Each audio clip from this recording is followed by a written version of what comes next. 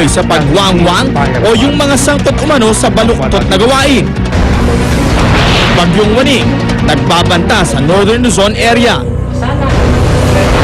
Isang lalaki patay saksak at tama ng bala sa Parañaque City. United Nations nag-alay ng 1 minutong katahimikan bilang pag-alala sa mahigit 70 biktima ng magkakasunod na pag-atake sa Norway. Labi ni British singer Amy Winehouse, isinailalim sa autopsy para malaman ang dahilan ng kanyang pagkamatay. Huwag pahuli, tutok na sa unang balita. Magandang umaga, narito na mga unang balita.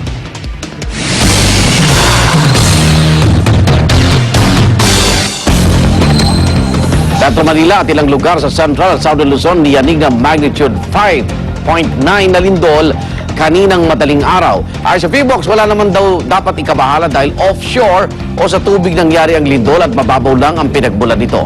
Darito ang report ni Dante Perelio. 1:15 ng madaling araw kanina nang yanigin ng magnitude 5.9 na lindol ang Luzon. 20 kilometro sa northwest ng Iba, Zambales ang epicenter ng lindol at tectonic ang origin nito matapos gumalaw ang Manila Trench malapit sa West Philippine Sea. Naramdaman ang intensity 4 na lindol sa Pampanga, Bulacan, Cavite, Alabang at Quezon City. Intensity 3 naman sa Makati, Pasig, Taguig, Mandaluyong, Tagaytay at intensity 2 naman sa Baguio City. Kala nga namin, parang naggagalawan lang sa loob, kaya lang iba yung namin, umuuga talaga yung van. Iniisip na namin yung mga yung mga sa building, baka magka-crack. Pagtingin ko rito, gumagalaw siya. Nagulat lang ako, parang kala ko ano nangyayari. Pero may kalakasan din. Offshore o sa tubig raw nangyari ang lindol at mababaw lamang ang pinagmulan nito. Kaya wala naman daw masyadong dapat ikabahala ayon sa FIVOX. Ang malaking concern, I guess, ng karamihan ng mga tao is whether it would generate a tsunami, no? So, itong lindol na to is not capable of generating a destructive tsunami along the coastlines of Zambales. Sa ngayon, patuloy ang mga naitatalang aftershocks ng FIVOX na maaari raw tumagal hanggang sa mga susunod na mga araw o linggo. Kaya ipinayo nila sa publiko na maging alerto, mag-ingat at huwag magpanik sakaling magkaroon muli ng paglindol. So, merong plate na pumapailalim dito sa Philippines along Manila Trench. Isa tong structure na kadalasan nagge-generate talaga ng lindol, ano? Para sa unang balita, Dante Perelio reporting. Kaugnay ng lindol na yan, makakausap natin si P-Box Director Renato Solidum. Director, good morning. Tunay niyan taga-subaybay. Director, anong latest na ho sa mga nakakalap niyo impormasyon ng sa lindol na ito kanina madaling araw po? Pakiulit po. Yung lindol na naganap kanina madaling araw, may mga na-record na ho ba mga aftershocks? Meron po, may mga located na earthquakes tayo na magnitude 3.9 ng alas 2:12, Opo. magnitude 4.0 ng alas 3:10, magnitude 2.8 ng 3:34. So ito naman po ay inaasahan natin kasi sa ganun po na moderately strong earthquake ay pwede po talagang magkaroon ng mga aftershocks. Opo. Pero baka hindi masyadong maramdaman ng ating mga kababayan kasi nasa dagat po yung lindol. Okay, dagat. Okay. Wala pong naiulat ng mga pinsala po? Wala naman po. Ang pinakamataas na intensity report na ating natanggap ay dyan po sa Zambales area, sa iba at iba pang karatig na lugar. Pero pag intensity 5 po, yung mga nakabiting bagay ay pwede pong gumalaw violently, pero hindi naman po ito nagiging damaging. Opo. Mensahe po doon sa mga naapektuhan ng lindol kasi pag sinabi nating tubig nagmula, baka ito na naman kung ano isipin nila. At tama po naman yun na dapat concerned tayo sa preparedness pagdating sa tsunami. Kasi unang-una po, kapag sobrang lakas ng naramdaman nila pagyanig, na nakakatayo sila pero nahihirapan, baka nanggaling sa tubig yung lindol at baka magka-tsunami. At dapat talagang naghahanda na bago pa man dumating yung malalakas na paglindol, hanapin na yung elevated ground o mataas na lugar na doon sila pupunta. At magsanay, hindi lang yung duck over and hold sa pagyanig ng lupa, pati na rin sa tsunami, kung paano mag-evacuate ang isang mga residente, mga barangay, papunta doon sa mataas na lugar. At sinasanay ito dapat dyan. Okay. Director, maraming salamat po. Good morning. Maraming salamat din. Si Box Director Renato Solidum. Bagyong Waning bahagyang bumagal habang tinatahak ang direksyon patungong bahagi ng Isabela at Aurora. Sa ngayon, nakataas ang public storm signal number 1 sa Ilocos Norte, Ilocos Sur, Abra, Apayao, Kalinga, Cagayan, Isabela, Ifugao, Mountain Province. Kasama rin po dyan ang La Union, Pangasinan, Benguet, Nueva Vizcaya, Nueva Ecija, Quirino, Aurora, Quezon kasama ang Polillo Island, Catanduanes, Sorsogon, Albay at Camarines Provinces. Huling namataan ng Bagyong Waning sa layong 130 kilometro, Hilagang Silangan ng Virac, Catanduanes. Taglay pa rin ito ang lakas ng hangin na umaabot sa 55 kilometro kada oras. Habang kumikilos pa Kanluran, Hilagang Kanluran, sa bilis na 17 kilometro kada oras. Para po sa karagdagang detalye ukol sa Bagyong Waning, makakausap natin live mula sa punong tanggapan ng Pag-asa ang kanilang senior weather forecaster na si Rene Paciente. Rene, good morning! Ay, magandang umaga, Rhea. Magla-landfall ba itong si Bagyong Waning? Inaasahan natin na ito ay tatama sa may Aurora, Isabela area bukas na madaling araw po.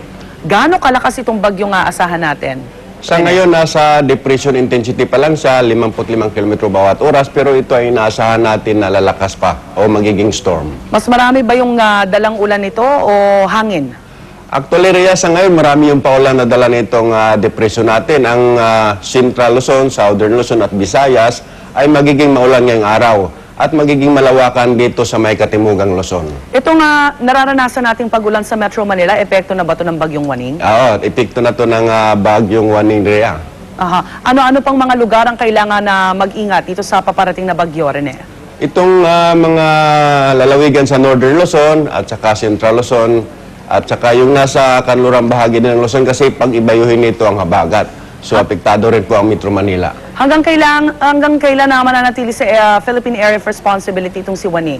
Inaasahan natin na Rhea sa Huwebes ng umaga ito ay lalabas na sa Philippine Area of Responsibility. May namamataan tayo o binabantayan pang ibang LPA, Rene? Ay, meron tayong namataan, pero masyado pang malayo, Rhea, no? Magiging bagyo din to at ito ay sa ngayon, inaasahan natin na hindi ito papasok sa Philippine Area of Responsibility. Itong mga oras na ito, yung mga maglalayag, pinapayuhan nyo bang ituloy pa o wag na muna? Rhea, yung mga maliit na sakyang pandagat, lalo na yung ginagamit ng mga isda natin dito sa may Visayas area at saka sa may Luzon area, ay pinapayuhan namin na wag munang pumalawat dahilan sa may kalakihan po yung alon dahilan sa Bagyong Waning. Itong LPA na sinasabi nyong medyo malayo-layo pa at binabantayan nyo rin, mukhang direksyon sa atin din ba, Rene? Lilihis, Rhea, tataas siya So, hindi siya papasok ng par. Pero posible pa rin kasi magbago kasi may katagalan pa yung forecast, period. Alright, Rene, maraming salamat sa iyo at magandang umaga. Maraming salamat din po. Rene Paciente, ang senior weather forecaster ng Pag-asa.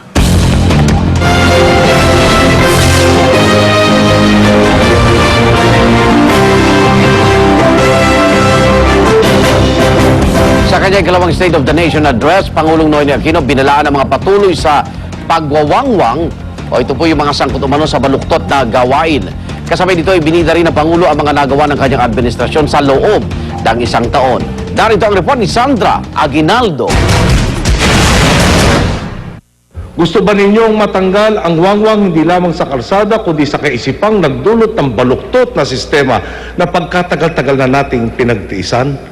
Ako rin. Kampanya kontra sa kultura ng wangwang na simbolo raw ng mga baluktot na gawain. Ito ang tema ng pangalawang sona ni Pangulong Noynoy Aquino. Ang mga dapat naglilingkod ang siyapang nangaapi.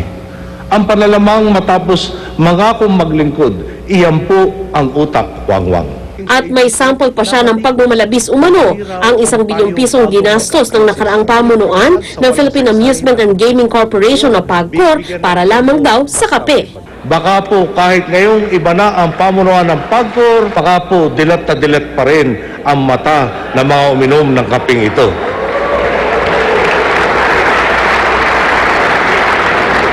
Hanapin nga po natin sila at magtanong, nakakatulog pa po kayo?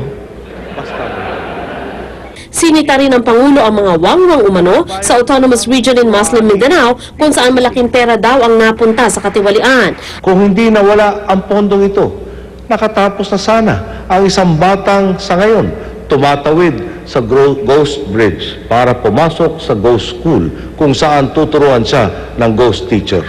At isa raw sa mga bala niya kontra wangwang sa gobyerno ang bagong ombudsman na si dating Supreme Court Justice Conchita Carpio Morales.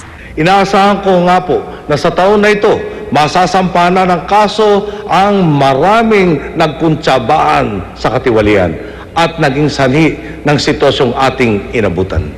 Pero hindi lang daw sa gobyerno may kalokohan, kaya pati mga nasa pribadong sektor na hindi raw nagbabayad ng tamang buwis, 5,783 pesos lang ang ibinayad na income tax ng bawat isa raw sa kanila on average.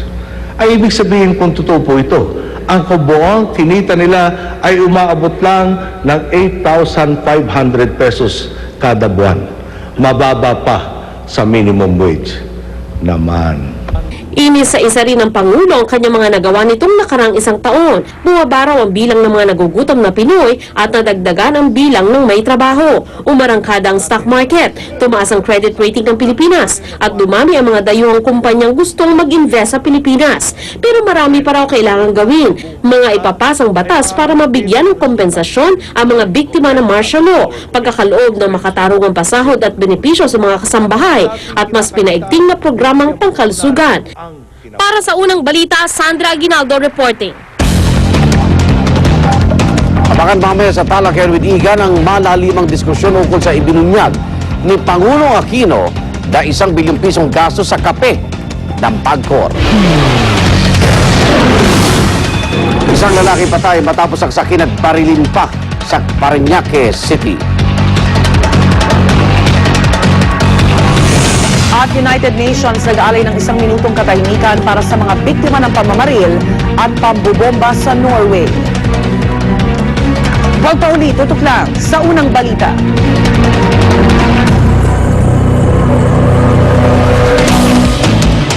Scrambled itlog, i-magic log.